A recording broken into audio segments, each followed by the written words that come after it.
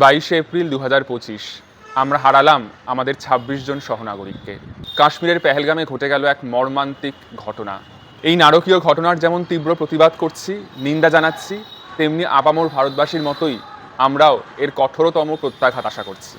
এই ভিডিওটি তৈরি হয়েছে অনেকদিন আগেই, কিন্তু সেটা প্রকাশ পাওয়ার আগে যে এরকম নারকীয় ঘটনা হবে তা সত্যিই কল্পনার অতীত। ভিডিওটি এমন অবস্থায় প্রকাশ পাচ্ছে বলে দয়া করে ব্যাপারটাকে অন্যভাবে নেবেন না। নিহতদের পরিবারের প্রতি সমবেদনা জানানোর সত্যি কোনো ভাষা নেই। এই আশা রাখছি আমাদের কাশ্মীর, আমাদের ভারতবাসীর কাশ্মীর খুব দ্রুত সুস্থ হয়ে উঠুক, ফিরুক তার নিজের ছন্দে। তাই আশা রাখছি আমাদের মতো ভ্রমণপ্রিয় মানুষরা যেন ঘুরে আসতে পারে নির্দ্বিধায়, নির্ভয়ে ভূস্বর্গ। ভিডিওর ক্যাপশন এবং থাম্বনেল দেখে ইতিমধ্যেই বুঝে গেছেন আজকের ভিডিওর বিষয়বস্তু। কিছু মাস আগেই আমরা গেছিলাম কাশ্মীরে। সেই কাশ্মীর থেকে ফিরে এসে কাশ্মীরের 5খানা এপিসোড এই চ্যানেল থেকে প্রকাশিত হয়েছে। তার সাথে আপনারা দেখেছেন শর্টস, ছোট ভিডিও। এর বাইরেও অনেকে আপনারা অনুরোধ করেছেন যে 5খানা এপিসোড মিলিয়ে যদি পুরো ব্যাপারটা যদি একটা ভিডিওয় কনসলিডেটেড করা যায়। তো সেখান থেকে আজকের এই ভিডিওর ভাবনা। আজকের এই ভিডিওয় থাকছে আমাদের অভিজ্ঞতা, তার সাথে কিছু টিপস এবং সাজেশন, এই সমস্ত নিয়ে আজকের এই ভিডিও। যাদের চেকলিস্টে এখনো কাশ্মীর রয়েছে বা যারা সম্প্রতি কাশ্মীর যাবেন ঠিক করেছেন বা অলরেডি টিকিট কাটা হয়ে গেছে, তাদের জন্য কিন্তু এই ভিডিওটা আশা করা যায় খুব হেল্পফুল হবে। তাই ভিডিওটি শেয়ার করুন এবং স্কিপ না করে পুরো ভিডিওটা দেখুন, জানতে পারবেন অনেক তথ্য। তাহলে চলুন শুরু করা যাক আজকের ভিডিও। কাশ্মীর ভ্রমণ করতে হলে প্রথমেই আপনাকে পৌঁছতে হবে জম্মু। আর জম্মু যাওয়ার জন্য আপনি ফ্লাইটের পাশাপাশি প্রচুর ট্রেনের অপশনসও পেয়ে যাবেন। ফ্লাইটে ট্রাভেল করলে আপনার যেমন একটা সময় বাঁচবে, অনেকটা সময় বাঁচবে, ঠিক তেমনই অনেকের পক্ষে ফ্লাইট ফেয়ারটা বেয়ার করা সম্ভব হয়ে ওঠে না। তো সেক্ষেত্রে বলে রাখি, কলকাতা থেকে জম্মু ফ্লাইটের সময় লাগে মোটামুটি 7.5 ঘন্টা। আর ফ্লাইট ফেয়ার ধরে রাখতে পারেন 10 থেকে 12,000 টাকা। আর ট্রেনের সময় লাগে কম বেশি 35 ঘন্টা। ট্রেন ফেয়ার বলতে ওই ধরুন 800 টাকা থেকে শুরু। কলকাতা স্টেশন থেকে জম্মু তাওয়াই এক্সপ্রেস যেমন আছে, ঠিক তেমনই রয়েছে শিয়ালদা স্টেশন থেকে হামসাফার এক্সপ্রেস আর হাওড়া স্টেশন থেকে হিমগিরি এক্সপ্রেস। তো যাই হোক, জম্মুতে তো এসে পৌঁছলেন। এবার বলি একটা অত্যন্ত গুরুত্বপূর্ণ বিষয়। কাশ্মীরে ঘুরতে এসে বাড়ির লোকের সাথে যোগাযোগ বিচ্ছিন্ন হওয়ার চান্স কিন্তু অনেকটাই বেড়ে যায়। তার কারণ হলো, জম্মুতে ঢোকা মাত্রই কিন্তু আপনার ব্যবহৃত যে সিম কার্ডটা সেটা কিন্তু নিষ্ক্রিয় হয়ে যাবে। আপনার হাতে দুটি উপায় থাকবে। এক, আপনার ব্যবহৃত সিম কার্ডটিকে প্রিপেইড থেকে পোস্টপেইডে ট্রান্সফার করে নিতে হবে কাশ্মীরে যাওয়ার বেশ কয়েকদিন আগে। অথবা 2 নম্বর হলো, জম্মুতে পৌঁছে অনেকে একটা নতুন প্রিপেইড সিম কার্ড কিনে নিতে পারে। জম্মু স্টেশনের বাইরে আপনি প্রচুর দোকান বা স্টল পেয়ে যাবেন, যেখান থেকে আপনি আধার কার্ড দেখিয়ে মাত্র 300 টাকা থেকে 400 টাকার মধ্যেই আপনি সিম কার্ড পেয়ে যাবেন। জিও বা এয়ারটেল বেশি কার্যকরী।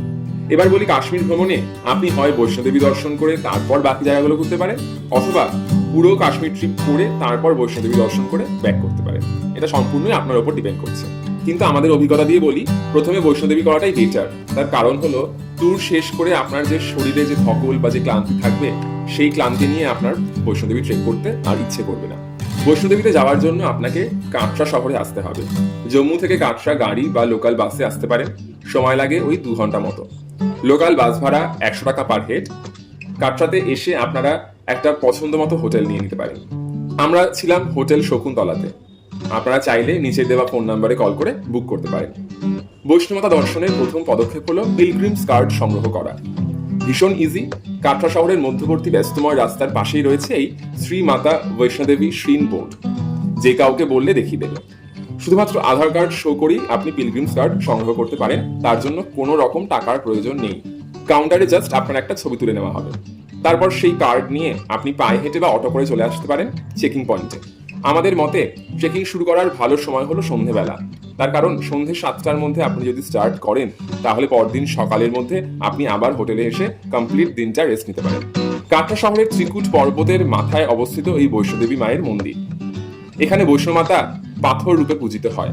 প্রতি বছর প্রায় 90 লাখের বেশি তীর্থযাত্রীদের পদধূলি পড়ে এই মন্দিরে।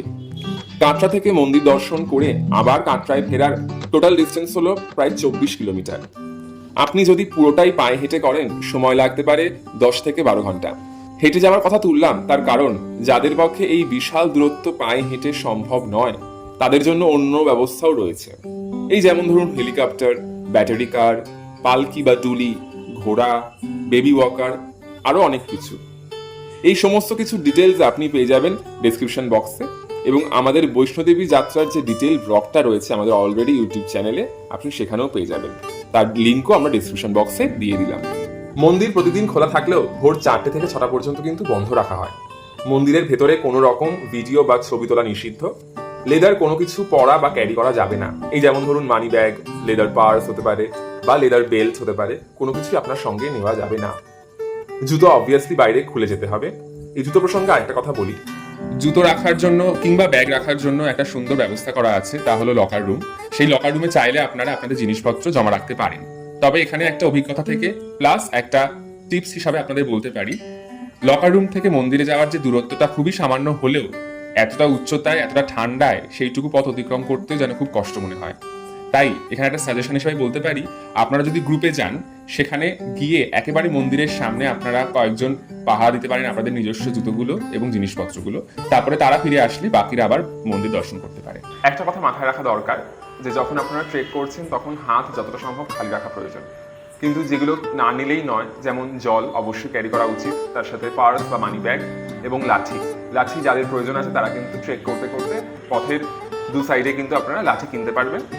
এবং এছাড়া হচ্ছে পার্সোনাল মেডিসিন, যাদের ওষুধ নিতেই হবে, ওষুধ ছাড়া চলবে না, তাদের কিন্তু অবশ্যই প্রেসক্রিপশনটা সঙ্গে রাখতে হবে, কারণ উইদাউট প্রেসক্রিপশন কিন্তু ওষুধ ক্যারি করা অ্যালাউ নয়।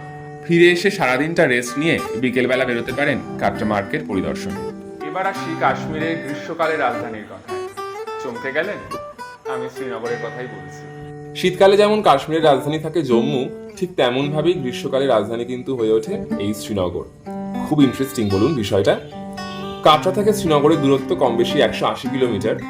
কাটরা থেকে শ্রীনগর যাওয়ার যে সড়ক পথ সেটা এতটাই ভালো যে আপনি জার্নি করছেন বলে মনেই হবে না। রাস্তায় পড়বে একাধিক দীর্ঘ টানেল, যাদের দৈর্ঘ্য প্রায় 9 থেকে 10 কিলোমিটার পর্যন্ত হতে পারে। এখানে আপনি বানিহাল স্টেশনটাও পেয়ে যাবেন। শ্রীনগরে পৌঁছে আপনারা অনেক হোটেলের অপশন পেয়ে যাবেন। আমরা যেই হোটেলে ছিলাম তার ডিটেলস দিয়ে দিলাম ডিসক্রিপশন বক্সে, আপনাদের প্রয়োজনে লাগতে পারে।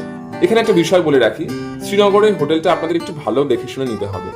তার কারণ এখান থেকে আপনারা সোনমার্গ বা গুলমার্গ ঘুরতে যেতে পারেন, আবার চাইলে সোনমার্গ বা গুলমার্গে হোটেল বুক করতে পারেন। কিন্তু সেক্ষেত্রে কিন্তু আপনাদের বারবার লাগেজ নিয়ে বদলাতে হবে হোটেল। সেই ঝুঁকি এড়াতেই আপনারা শ্রীনগরে স্টে করে যেতে পারেন এবং সেখান থেকেই সমস্ত হিল স্টেশনগুলো ঘুরতে পারেন।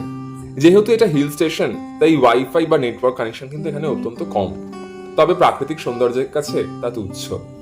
শ্রীনগরের সাইট সিনের মধ্যে পড়ে টিউলিপ গার্ডেন, মুঘল গার্ডেন, হজরত বল শ্রীন, শঙ্করাচার্য টেম্পল, পরিমহল, ডাল লেক, নাগিন লেক, আরো অনেক কিছু। যেমন টিউলিপ গার্ডেনে আপনাকে মাথাপিছু 75 টাকা দিয়ে এন্ট্রি নিতে হবে। সাধারণত মার্চ মাস থেকে টিউলিপ ফুল ফোটা শুরু হয়ে যায়। আবার শঙ্করাচার্য মন্দিরে কিন্তু প্রায় আপনাকে 250 খানা সিঁড়ি অতিক্রম করে উঠতে হবে। তবে সেই পথ অতিক্রম করে যখন আপনি পৌঁছবেন ওপরে, সেখান থেকে যে শ্রীনগরের ভিউ দেখা যায় সেটা কিন্তু ভাষায় প্রকাশ করা মুশকিল। এরপর বলি শিকারা রাইড, যেটা কিনা ডাল লেকে হয়। ডাল লেকে শিকারা রাইড ছাড়া কাশ্মীর ট্রিপ ভাবাই যায় না, কিন্তু সেই বিষয়ে আপনাদের কয়েকটা তথ্য দিয়ে রাখা দরকার। শিকারা ভ্রমণের জন্য মূল্য কিন্তু স্পট হিসেবে নির্বাচিত হয়, যেমন 5 স্পট 1 ঘন্টা, আবার 9 স্পট করলে 2 ঘন্টা, এরকম সময় লেগে যেতে পারে। একটা শিকারাতে 3 থেকে 4 জন উঠতে পারে। টাকা লাগে 1 থেকে 1,500 টাকা পার শিকারা। বেশ কিছু বিষয় আগে থেকে জেনে রাখা ভালো, যেমন ডাল লেকে শিকারা রাইড বলুন বা হাউস বোটে থাকা বলুন, একটু বিবেচনা করে করতে পারলে আপনারা ভালো মতো এনজয় করতে পারবেন। কারণ এখানে কিন্তু স্ক্যাম হয় মারাত্মক।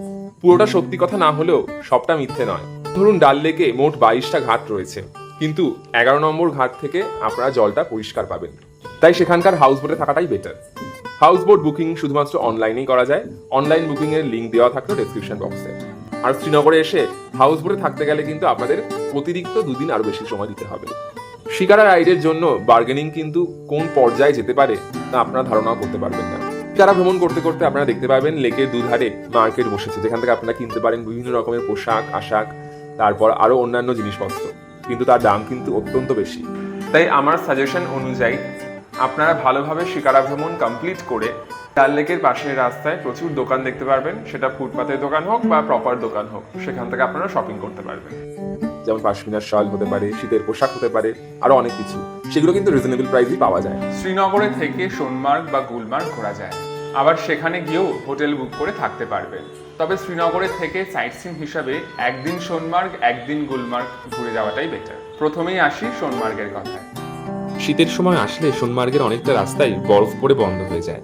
আবার প্রচুর বরফ পড়ার কারণে এখানে স্নো অ্যাক্টিভিটির করার সুযোগও পেয়ে যায়। এখানে এসে উত্তেজনাকে কন্ট্রোল করে প্রথমেই আপনাকে ড্রেস ভাড়া করে নিতে হবে। নিজেরা ক্যারি করলে সেটা বাদ রাখতে পারেন, কিন্তু বরফের জন্য জুতো ভাড়া কিন্তু করতেই হবে। সাধারণ বুট জুতো পরে বরফে নামলে জুতো ভিজে গিয়ে বরফ ঢুকে যাওয়ার চান্স প্রবল, আর তার থেকে হতে পারে ফ্রস্ট ব্রাইট, যেটা কিনা মারাত্মক যন্ত্রণাদায়ক। পোশাক ভাড়া পড়তে পারে পার হেড 500 টাকা, জুতো ভাড়া লাগতে পারে পার পেয়ার 50 থেকে 100 টাকা। সবটাই নির্ভর করছে আপনার বার্গেনিং এর ক্ষমতার উপর, সেটা ড্রেস বলুন বা রাইডের কথা বলতে গিয়ে মনে পড়ে গেল এখানে স্নো অ্যাক্টিভিটির কথা, যার মধ্যে রয়েছে স্লেজ, স্নো বাইক, স্কেটিং, আরো কত কি।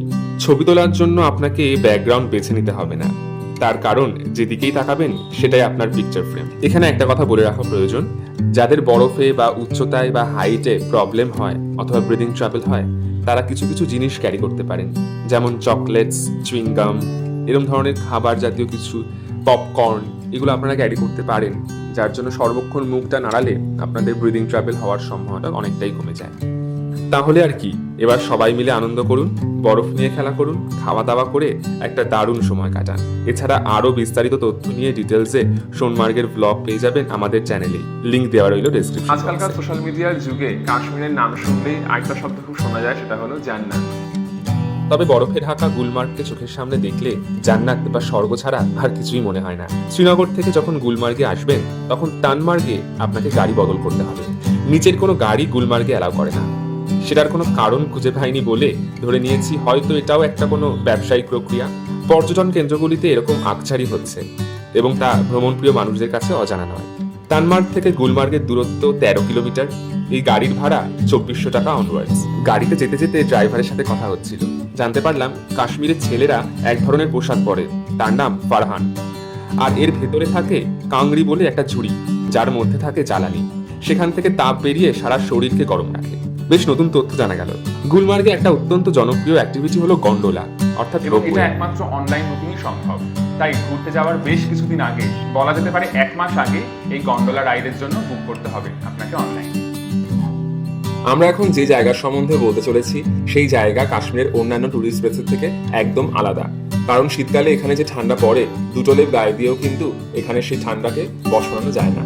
কাজেই এখানে আসতে গেলে আপনাকে খুব বিবেচনা করে শীতে গরম পোশাক নিয়ে আসতে হবে। আমরা এখন বলতে চলেছি পাহাড়, জঙ্গল, নদী দ্বারা বেষ্টিত ছোট্ট একটি পাহাড়ি গ্রাম পেহেলগামের কথা। পেহেলগাম হলো কাশ্মীরের অতি পরিচিত একটি টুরিস্ট প্লেস। এখানে আপনাকে 1 দিন বা 2 দিন থাকতে হবে খুব ভালোভাবে ঘোরার জন্য। শ্রীনগর থেকে পেহেলগাম ঘুরে ফিরে আসা কিন্তু মুশকিল, কারণ শ্রীনগর থেকে পেহেলগামের দূরত্ব 90 কিলোমিটারেরও বেশি। পেহেলগামকে ভালো মতো ঘুরে দেখতে হলে অন্তত 2 দিন থাকতে হবে সেখানে। এখানকার সাইটসিনের মধ্যে পড়ে আরু ভ্যালি, বেতাব ভ্যালি, চন্দনবাড়ি এবং মিনি সুইজারল্যান্ড। পেহেলগামের জনসংখ্যা অত্যন্ত কম এবং এখানকার সাইটসিন বলতে খুব একটা কিছু দেখার না থাকলেও যতটুকু রয়েছে তা কিন্তু আপনাকে মুগ্ধ করবেই, আপনার মনকে ভরিয়ে তুলবে ফর শিওর। পেহেলগামে এসে আপনি লোকাল মার্কেটের ওপরই অনেক হোটেলের অপশন পেয়ে যাবেন। সেরকমই একটা হোটেলের ডিটেলস আমরা ডেসক্রিপশন বক্সে দিয়ে দিলাম আপনাদের সুবিধার জন্য। এখানকার মোটামুটি সব হোটেল থেকে কিন্তু আপনি একটা পাহাড়ের দারুণ ভিউ পেয়ে যাবেন। প্রথম দিনটা রাখুন হোটেলে চেক ইন করে রেস্ট নিয়ে বিকেলে লোকাল মার্কেটে ঘুরে বেড়ানোর জন্য। পরদিন রাখুন সাইটসিন করার জন্য। গাড়ি বুকিং আপনি যেই হোটেলে রয়েছেন সেখান থেকেই করতে পারবেন। নির্দিষ্ট গাড়ির জন্য কিন্তু নির্দিষ্ট ভাড়ার ব্যবস্থা আছে এখানে, সেই চার্ট অনুযায়ী এবং স্পটের ভিত্তিতে আপনাকে সেই গাড়ি নির্দিষ্ট করে নিতে হবে। আপনার সাইটসিনের লিস্টে যদি মিনি সুইজারল্যান্ড থাকে তাহলে কিন্তু সেক্ষেত্রে আপনাকে অতিরিক্ত একটা দিন বাড়তি রাখতে হবে। আপনারা অনেকে বোধহয় দেখে থাকবেন ঘোড়ায় চড়ে যেতে হয় একটি জায়গাতে, তবে আমাদের সাজেশন বয়স্ক মানুষদের এই জায়গাটা স্কিপ করাটাই বেটার। তার কারণ এই স্পটে পৌঁছানোর পথটি অত্যন্ত দুর্গম। ঘোড়ার পিঠে আপনি যাচ্ছেন বলে আপনার যে কোনো চিন্তার কারণ নেই সেটা ভাবার কোনো মানে হয় না। গভীর খাদের পাশ দিয়ে যেমন যাবেন ঠিক তেমন হাঁটু সমান কাদা মধ্যে দিয়েও আপনাদের যেতে হবে, তাই ঘোড়া ছাড়া পায়ে হেঁটে যাওয়ার কোনো প্রশ্নই ওঠে না। কিন্তু একবার সেখানে পৌঁছতে পারলে তার স্বাদটাই কিন্তু আলাদা। ঘোড়ার পিঠে এই যাত্রার জন্য মোটামুটি আপনার পকেটে থাকতে হবে 2 থেকে 3,000 টাকা মাথা পিছু। আপনি ঘোরা ভাড়া করতে পারবেন পেহেলগামের রাস্তাতেই। যদি আপনারা মিনি সুইজারল্যান্ড করতে চান তাহলে কিন্তু চন্দনবাড়ি, বেতাব ভ্যালি বা আরু ভ্যালির পাশাপাশি আপনারা একই দিনে এই মিনি সুইজারল্যান্ড করতে পারবেন না, তার জন্য আপনাদের কিন্তু বাড়তি একটা দিন রাখতে হবে। পেহেলগামের ডিটেল ট্রাভেল ব্লগ অলরেডি আমাদের ইউটিউব চ্যানেলে রয়েছে, আমরা দিয়ে দিচ্ছি তার লিংক ডেসক্রিপশন বক্সে আপনাদের সুবিধার জন্য। আশা করি আপনাদের এই ভিডিওটা ভালো লেগেছে এবং হোপফুল আপনাদের এই ভিডিওটা উপকারে লাগবে। ভিডিও ডেসক্রিপশন বক্স চেক করতে একদম ভুলবেন না, কারণ ডেসক্রিপশন বক্সে রয়েছে অনেক ইনফরমেশন। যদি জানেন আপনাদের বন্ধুবান্ধব বা আত্মীয় স্বজন সম্প্রতি ঘুরতে যাচ্ছে কাশ্মীর, অবশ্যই ভিডিওটা শেয়ার করুন, তাদের অনেক উপকারে লাগতে পারে। ভিডিওটি আপনার ভালো লাগলে অবশ্যই একটা লাইক করে দেবেন এবং সাবস্ক্রাইব করবেন। দেখা হচ্ছে পরের ভিডিওয়ে, সঙ্গে থাকুন, দেখতে থাকুন টুইন ব্রাদার্স এন্টারটেনমেন্ট।